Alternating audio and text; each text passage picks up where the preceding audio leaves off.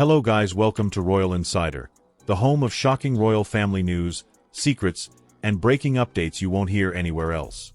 What if the biggest FIFA World Cup story wasn't happening on the pitch, but behind palace walls? A petition is circulating with one specific and unambiguous demand.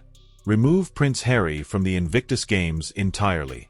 Not reform the structure, not launch an independent review, not call for greater transparency, remove him completely, and the people signing it say they are doing it to defend veterans, not to attack them. A growing scandal involving Prince Harry and his last remaining genuine charity project, the Invictus Games. But is it really a charity project at all? They are not people who oppose military support, adaptive sports competition, or the foundational mission of showing that wounded service members can compete at the highest level. They are people who say the specific organization running those things is not serving veterans the way it should, and that Harry's continued central role is part of why that is the case. That is what makes this petition different from the general volume of Sussex criticism that circulates online. It is not coming from people who dislike Harry for royal family reasons. It is coming from people who say they support the mission and question the stewardship. That distinction matters for understanding what is actually happening around Birmingham. That petition is the context for everything else in this story. Tonight, we are going through the Birmingham Games preparation in detail. The sponsorship numbers and what the drop from 40 to 11 corporate partners actually signals, the government funding commitment and the questions it raises about who is bearing the risk when private capital steps back.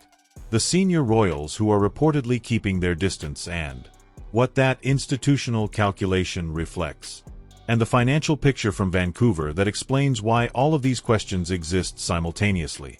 By the end, you will have the complete picture of where the Invictus Games actually stands right now ahead of the event that Harry is expected to appear at, regardless of what the petition says or what any observer concludes. Australia has done a U-turn. They had previously cut funding for the Invictus Games, but now veteran backlash has forced them to bring it back. Let's start with the numbers because they are the source of almost every question being asked and because laying them out in sequence is the only way to understand why the petition exists and why the Birmingham preparations look the way they do. The most recent Invictus Games held in Vancouver and Whistler brought together 543 wounded and recovering service members from 23 countries. The event ran for multiple days across multiple venues in British Columbia with competition across multiple categories of adaptive sports designed for athletes with physical and psychological injuries sustained in the course of military service. On the surface, that is a powerful statement of scale and a genuine achievement of logistics.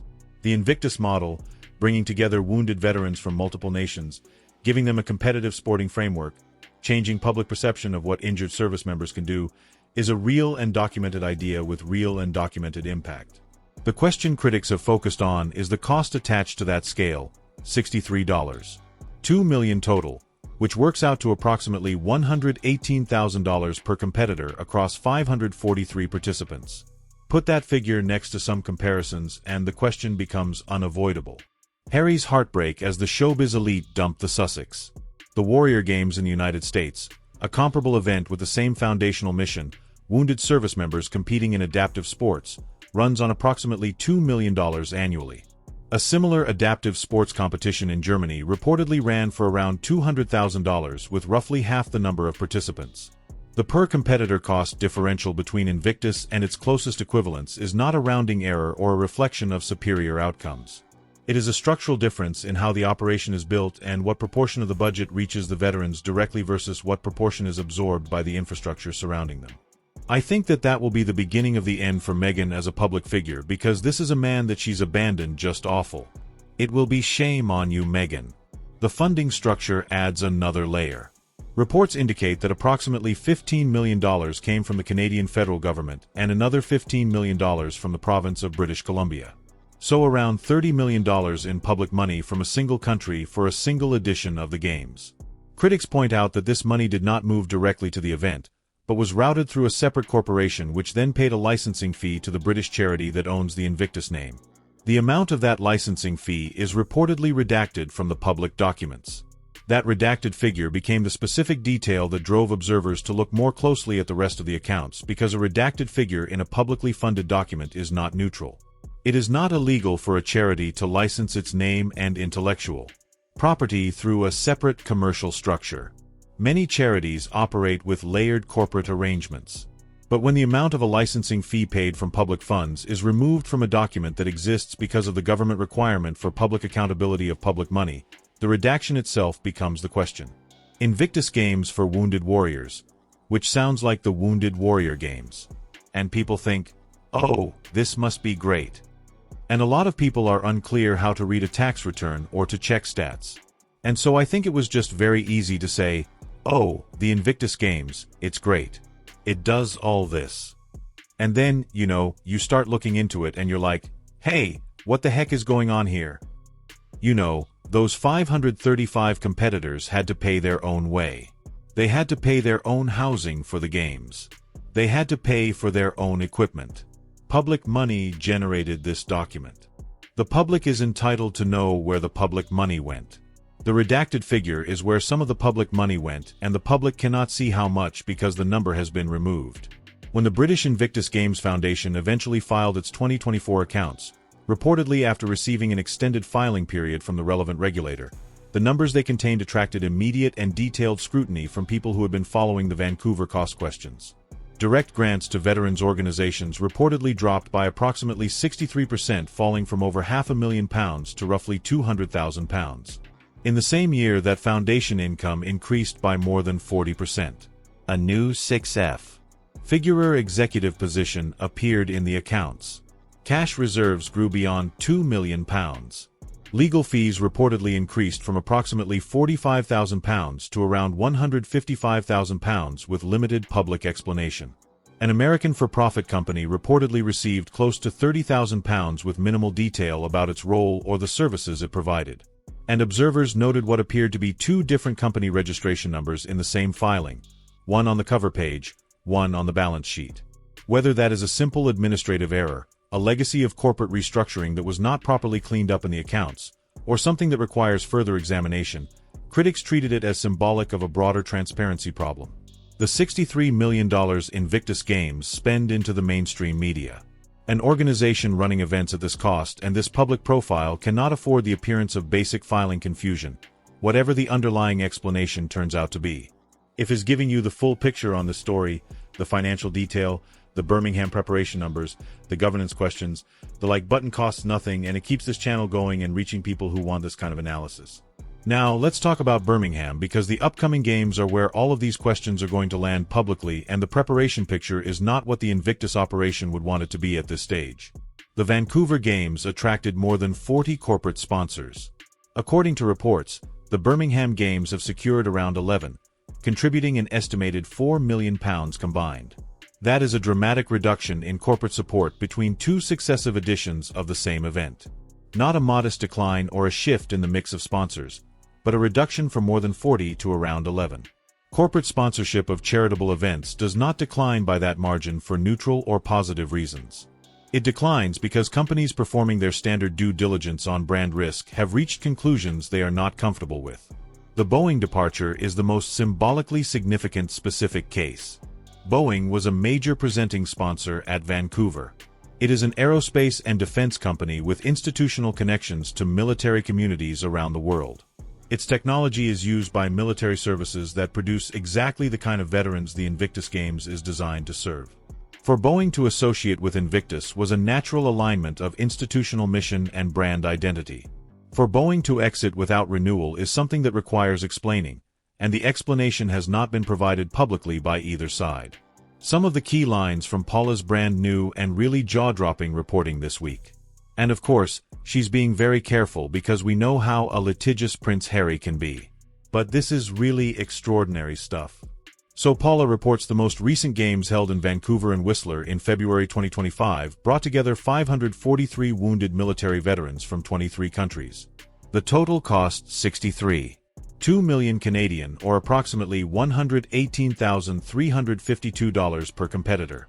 Companies of Boeing scale and institutional caution do not exit stable low-risk charitable associations casually or without analysis. Charitable sponsorship decisions at that level go through legal review, communications review, reputational risk analysis, and multiple layers of senior sign-off across different departments. The process is thorough precisely because the consequences of getting it wrong in either direction.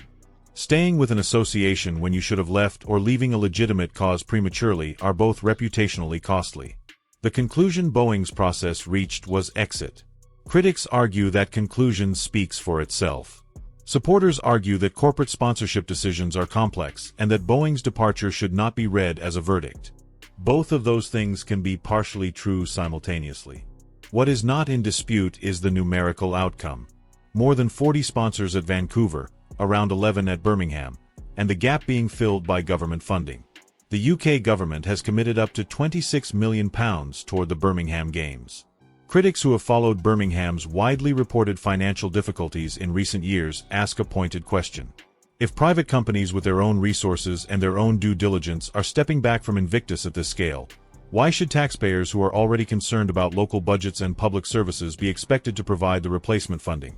That question does not have a simple answer, but it is a legitimate one, and it is being asked loudly enough that it has become part of the Birmingham political conversation. There are also reports that some qualified professionals have been reluctant to pursue positions connected to the Birmingham operation because of the reputational questions surrounding Invictus. If that is accurate, and it is the kind of claim that is difficult to verify independently, it adds a talent and operational capability dimension to what is already a financial and sponsorship challenge. An event of this scale requires significant professional expertise across project management, logistics, communications, sponsor relations, and operations to deliver successfully. If that expertise is hesitant to associate with a brand, whether because of the financial questions, the reputational context, or both, the difficulty of execution compounds on top of the already challenging sponsorship picture.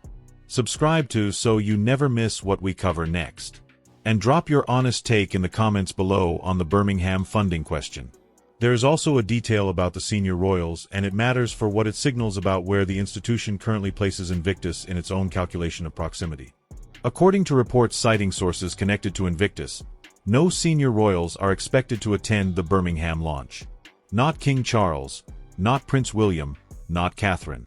The charity project that was once described as Harry's most unambiguous achievement, the one that attracted genuine cross-party political sympathy and support, even from people who were otherwise critical of Harry and Meghan, is going into its next major public moment without the institutional royal presence that gave the early editions of the Games a ceremonial weight and an institutional endorsement that no amount of celebrity attendance can fully replace. The early editions of Invictus benefited from being visibly part of the royal world, even as Harry's relationship with that world was still functioning. The presence of royals, the late Queen's senior family members, the visible institutional connection to the monarchy communicated to donors, sponsors, governments, and the general public that this was a serious, supported, and endorsed enterprise. That institutional credibility is part of what allowed the early editions to attract the scale of funding and sponsorship they did. The absence of that endorsement from Birmingham is not simply a personal or diplomatic matter between Harry and his family. It is a withdrawal of something that functioned as a quality signal to the organizations making decisions about whether to associate with the Games. The absence of senior royals from Birmingham is its own signal about how the institution now relates to the operation Harry runs. And the corporate sponsorship figures suggest that other organizations making their own independent calculations have arrived at a compatible conclusion. The absence of senior royals from Invictus events is not entirely new. The relationship between Harry and the institution has made joint appearances increasingly complicated since 2020. But the specific framing of this absence coming alongside the petition and the sponsorship contraction and the financial questions creates a particular context. It is not a one-off diplomatic difficulty. It is a series of institutions, corporate, governmental, and royal, each making their own independent calculation about their proximity to Invictus. For critics, those separate calculations, corporate, governmental, institutional, arriving at broadly compatible conclusions at broadly the same time is the most significant detail in the whole picture. Individual decisions can be explained individually. A pattern of decisions across organizations with no coordination and different interests is harder to explain away. Now, let's talk about the veterans themselves. Because the original mission is what this is supposed to be about, and the reported experience of some participants at Vancouver has become one of the most emotionally charged elements of the ongoing debate, the part that explains why the petition exists and why it has attracted the specific audience it has. Reports have circulated that many competing wounded and recovering veterans covered their own travel costs, their own hotel stays, and their own equipment expenses out of pocket or through their own support networks rather than through direct support from the Invictus operation. The event itself provides the competitive framework, the sports facilities, the accommodation at the competition venues. What it reportedly did not provide for many participants was a direct financial contribution to the cost of getting there. At the same time, reports describing Harry and Meghan's appearances at Invictus events have mentioned luxury travel and high-end accommodations. One widely discussed figure put Meghan's clothing costs for public appearances at approximately $180,000. Though that specific number has been contested and is not independently verified whether the specific figure is accurate or not, the optics of the contrast veterans covering their own costs to compete while the high-profile names associated with the games travel at a different standard are what have driven the petition. That is not a sophisticated financial critique. It is an emotional one. And emotional critiques of charities are often the most damaging because they strike at the fundamental reason donors give the belief that their money is reaching the cause. Once that belief is questioned publicly, it does not return easily. The Foundation's public response to this kind of criticism points to its reported figure that 92% of every pound goes toward charitable activities. Critics argue that phrase charitable activities encompasses a wide range of operational costs that are not the same as direct financial support for veterans. Organizing events, venue costs, travel, production, communications, and administration can all legitimately be classified as charitable activities in the context of a charity that runs events. The question critics ask is how much of that 92% represents money that directly improves the life of a veteran versus money that is required to run the operation that surrounds them. That distinction between funding the operation of the games and directly supporting the participants in them is where the debate becomes most pointed and where the emotional argument from veterans and their supporters lands most precisely. A veteran who flies economy, pays for their own equipment, and spends 2 weeks competing at an event where the administrative apparatus around them cost $118,000 per head is participating in something that is manifestly not directing $118,000 at them. The question of where the money is going and whether the ratio of direct participant support to operational overhead represents genuinely good stewardship of public and charitable funds is the specific question the financial scrutiny is asking. It has not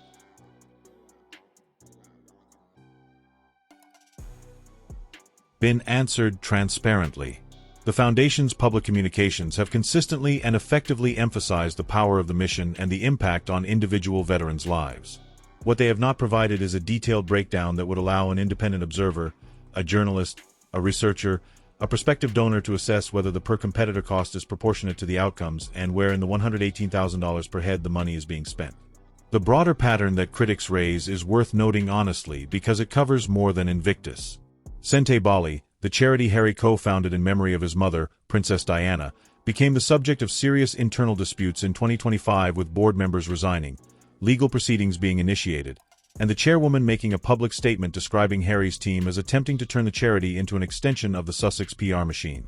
Harry has denied those characterizations, and the situation involves disputed accounts from multiple parties, but the public outcome was significant. A charity Harry co-founded and publicly championed in profound institutional difficulty with the chairman of its board making a specific and damaging public accusation. African Parks, where Harry holds a board position, faced separate serious allegations about practices in conservation areas that received significant media attention and have not been fully resolved publicly. Again, Harry supporters argue each situation is more complex than the critic's summary allows and that the media scrutiny applied to organizations connected to Harry is significantly more intense than what comparable figures receive. That is also probably partially true. The people who cover royal stories are not the same people who cover charitable governance. In general, and the narrative lens through which Invictus is analyzed is shaped by the broader Sussex story in ways that may not always produce the most dispassionate reading. But even accounting for that, the pattern that critics identify organizations in Harry's charitable portfolio experiencing significant governance difficulties with public accusations, board departures, and legal proceedings following has now repeated across multiple institutions in a relatively short period. Patterns that repeat across multiple separate organizations with separate boards, separate management, and separate issues are harder to attribute to coincidence or hostile framing than individual cases. The question critics ask is not whether Harry cares about the causes. Most observers, including critical ones, do not seriously question his commitment to veterans or to conservation. The question is whether the governance structures surrounding his involvement in major charitable operations are adequate to the scale of those operations, and whether the transparency expected of organizations using significant public funding and charitable donations is being delivered in a way that allows independent scrutiny to function. On the available evidence, the answer to both of those questions is unclear, and the Invictus Games Foundation has not made it clearer. Harry is expected to be in Birmingham. That is not in doubt. The petition will not remove him. The senior royal absence will not stop the games from happening. The reduced corporate sponsorship has been noted and the government funding has been committed. Birmingham will proceed. What critics are asking is what kind of organization the Invictus Games Foundation is when Birmingham arrives, and whether the questions accumulating around governance, transparency, the per-competitor cost, the licensing fee structure, and the ratio of operational expenditure to direct veteran support are being genuinely addressed or simply being managed until the event is over and the spotlight moves on.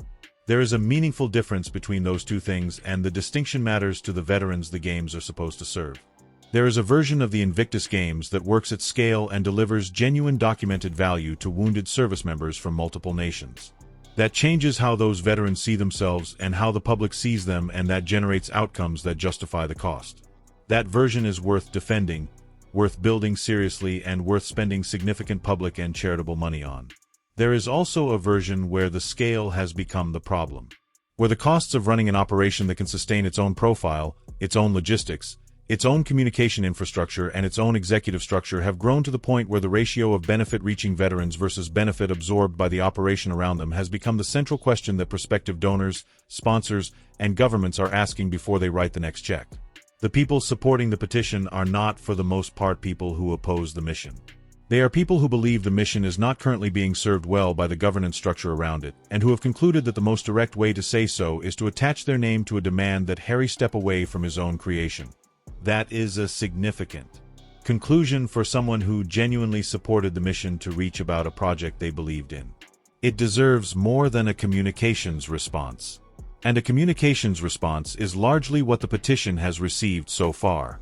When a petition demanding removal is signed by people who say they support the mission, the petition is not the problem. The petition is the symptom. The real question isn't whether Harry walks into Birmingham this summer. He will. The question is whether the organization he arrives to lead in Birmingham has done the work on transparency, on governance, on the ratio of what reaches veterans versus what is absorbed by the infrastructure. That would make the questions go away. Because if it hasn't, Birmingham will be followed by the same conversation. And the next edition will face a corporate sponsorship challenge even steeper than the one Birmingham is already dealing with. Whether you think the petition is fair or disproportionate, whether you think the financial scrutiny is legitimate or partisan, whether you think the absence of senior royals from Birmingham reflects an institutional calculation or a personal disagreement, drop your take in the comments below. The debate on this story tends to be sharp and worth reading. Subscribe to Royal Insider so you never miss what we cover next. And the like button keeps this channel covering the stories that other channels treat as too complicated or too sensitive to explain in full. We will see you when the next one arrives. And there will be more to cover as Birmingham gets closer.